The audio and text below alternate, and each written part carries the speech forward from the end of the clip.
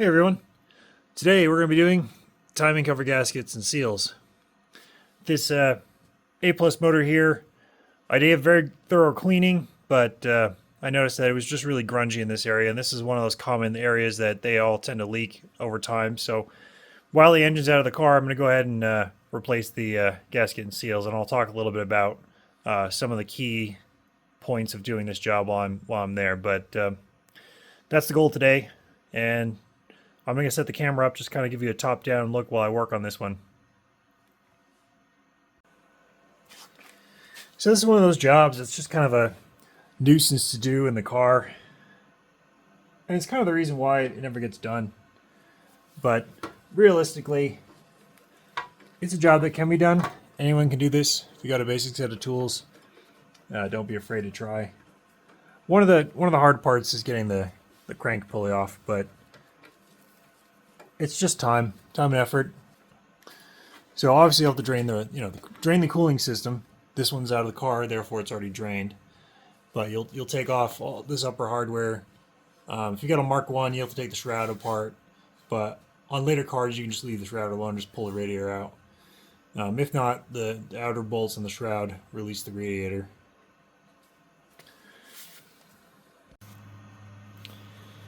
I think what's more annoying about this job is that there's just so many things to have to take apart. And then while you're doing this, I find you have to fix other things along the way. So, just the fact that you have to take the radiator out means, like, well, do you upgrade the radiator while you're there? Because you have to take it out and put it back in again. So, a lot of times I'll end up doing that. Or you'll do new hoses because the hoses might be old, or because you don't have to do this again, you'll do new hoses. A lot of times I'll find myself doing like thermostat work just again because I have to be in the area. It makes more sense for me to do it now rather than have the car come back to my garage to do it later. Now I already had the thermostat housing off this car earlier, or I should say off this motor earlier, so I've gone ahead and cleaned all the hardware up here. But yeah, spend some time doing this. And if the bolts don't want to come out, don't force them. Get some heat and get them free that way. There's nothing worse trying to do one job and then having to go do another job simply because you managed to break off a bolt. Yeah, these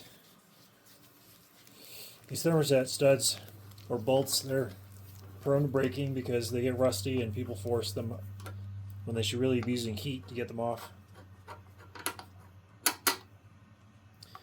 I was fortunate that these were easy to remove,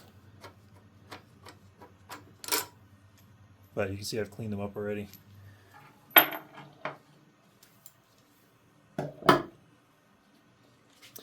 Alternatively, you could take the bolts off of the shroud, leaving the bracket in place, and then work the radiator out that way. But I've got the luxury here of not having to deal with it because it's just out of the car. I'll just take the whole thermostat housing off.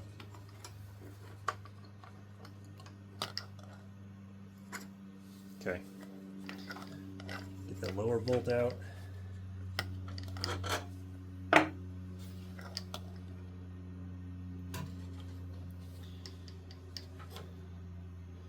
And of course the lower hose. I don't know how many scars I have on the back of my wrist from having to reach down in this little gap trying to get to the lower hose. What a nuisance. Alright, with the radiator removed, we're going to go ahead and get the belt out of the way here. And, I'll probably end up taking the fan off here because I need to get it to the bolts behind here. These are like 7/16 or 11 mil bolts. And sometimes I leave, well, this car, if this had an alternator, I would just use the belt to hold the water pump in place while I take the bolts off here, but I'm just going to have to hold the fan while I release these bolts.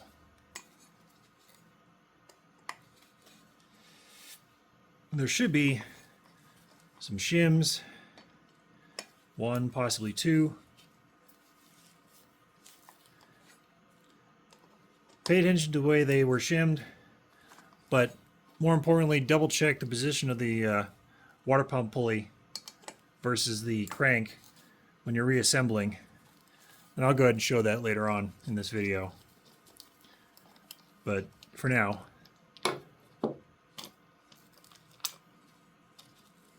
I do try to take this off as a complete stack of parts, just to not lose the order with which they were assembled with. That's not to say that it's not assembled correctly or incorrectly, but if you're trying to do this job for the first time, yeah, you're going to have to pay attention to a lot of things. So in this case, there's no spacer on the inside of here, nor is there one sitting on the front flange of the water pump. The spacer is there.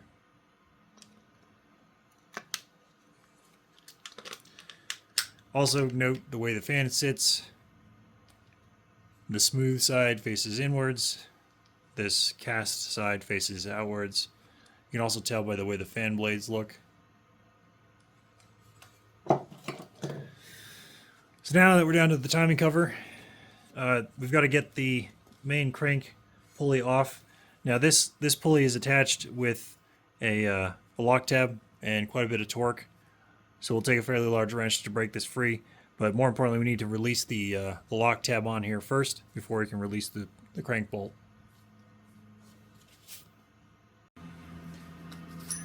So whenever I have to deal with this lock tab, I generally use just a flat punch. I have a few different sizes, and I just kind of work it from the sides.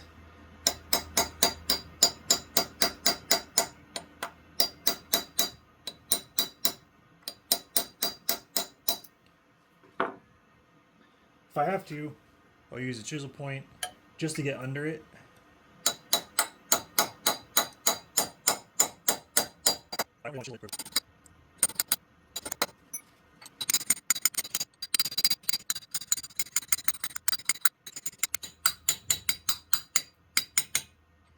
That should be sufficient to get the crank bolt off.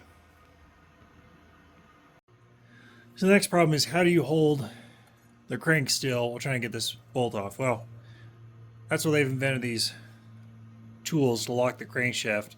So I'm going to go ahead and use this, which means I have to take the starter out, fit this in place, and that'll lock the flywheel. Alternatively, if you have an impact gun, you can probably get this off with an impact gun. Just do it quickly and it'll come off. Trying to get this off by hand is very difficult because you have to, how do you hold the crank? You have to lock it somehow. But yeah, this is the preferred way to go. Just holds it nicely and you can get a good torque down on this when you reinstall it. So I can't quite fit my socket in here the way it's sitting on here. Normally when it's in the car, I can just jack up the engine and lift the engine up a little bit by disconnecting the this lower bracket, but I can't get my socket in here normally. I can also take this clamp off and get this to fit, but either way, you'll need to have some clearance. If you have that tool I have for the starter, you can use a big adjustable wrench to undo this nut. But if you got 1 5/16 and an impact, this will come off easy, but you have to make space by removing this bracket first. Once you've got the bolt off, you can simply wiggle the pulley free. And there you are. Now with this pulley free, I do like to quickly check to see that it's not cracked or anything weird. I've also cleaned up this little notch right here. I'll clean this up because that's the timing mark. Get some nice paint in there. I might even clean this up and paint it. Who knows? We'll see.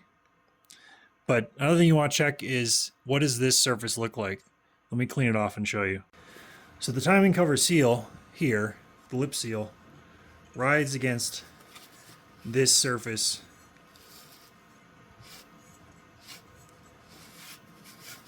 here, where I'm wiping off. This surface here is where that seal rests against. So if there's a big groove or gouge in here, or heavily scratched or rusted or something, then ultimately the seal is not going to work properly.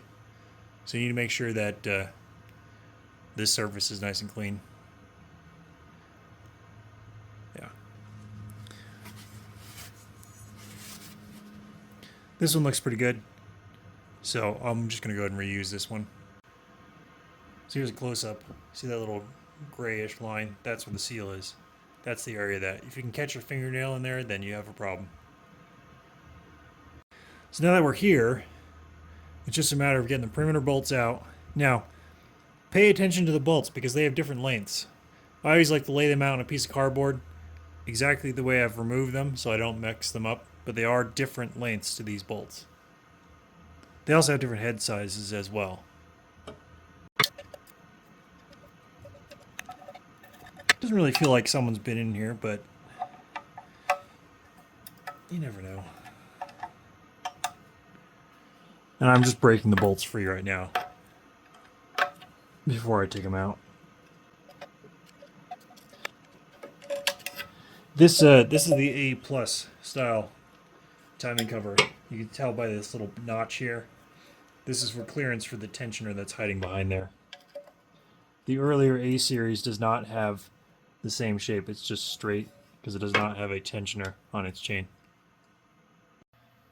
So here's all the bolts, and you notice this one has a nut on the backside. This is the one I use to sort of index my pattern for bolts so I don't lose which position which bolt goes to. You'll notice there's a smaller one and a longer one.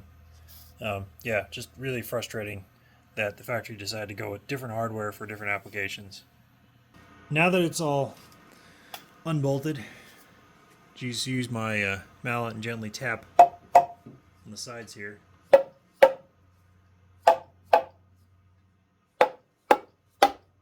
we go. And coming right off.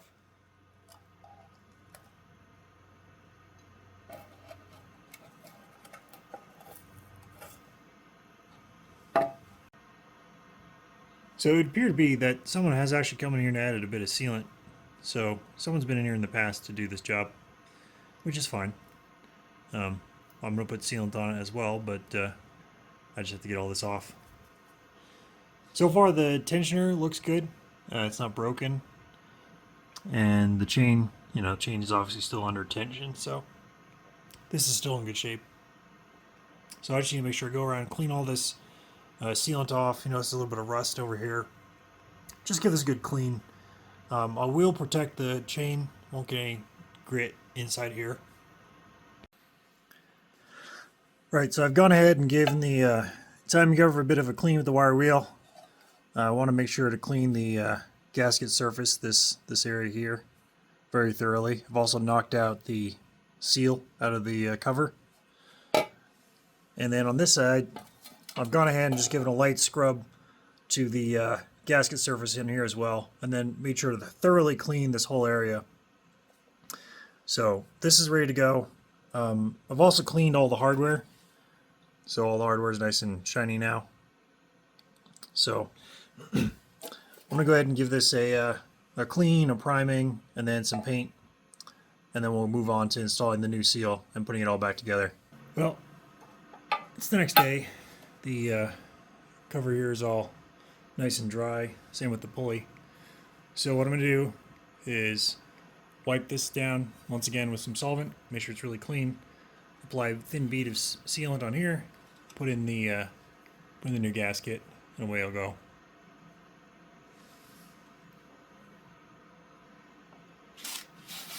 So now I've got all the perimeter bolts just loosely fitted, not tight.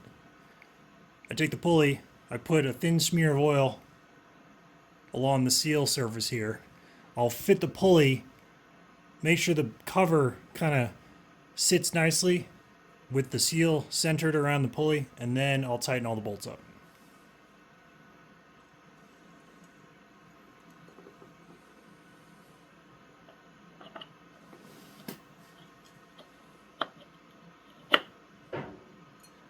There, now I'll just make sure that I can wiggle the cover a little bit. Now it's seated properly. So now I just need to tighten all the bolts up. So now that this is all fitted back together, it's time to refit the crank bolt. And I'm just going to reuse the lock tab on this one. I know you probably should use a new one, but this one's still okay. Now what I could do is rotate it 90 degrees and then punch a new downwards punch and then bend up a new section. That way I'm using a fresh piece of the lock tab. And that's probably what I'll do here. So I've already finished tightening up the cover plate and the lock tab on the crank pulley. And of course the crank pulley is now torqued. Other things you can check on the bypass hose, make sure this isn't all cracked and split or whatnot. Would also be a good time to change out the water pump if you're doing this job, because again, you gotta take the radiator out to do this job, but in this instance both of these are in good condition, or at least serviceable, so I'm going to leave these alone for now. I'm going to go ahead and move my attention on to the front end, put the starter back in, and I need to put the distributor back in and set timing, so I'm going to go ahead and do that now. But that's basically how you would do a timing cover reseal job.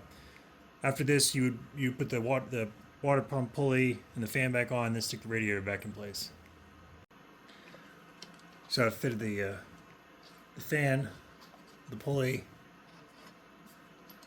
and obviously there's a spacer in here as well. But once you've got this fitted, double check that the water pump pulley is in alignment with the crank. And what I mean by that is, so take a straight edge like this extension rod and set it against the crank pulley here.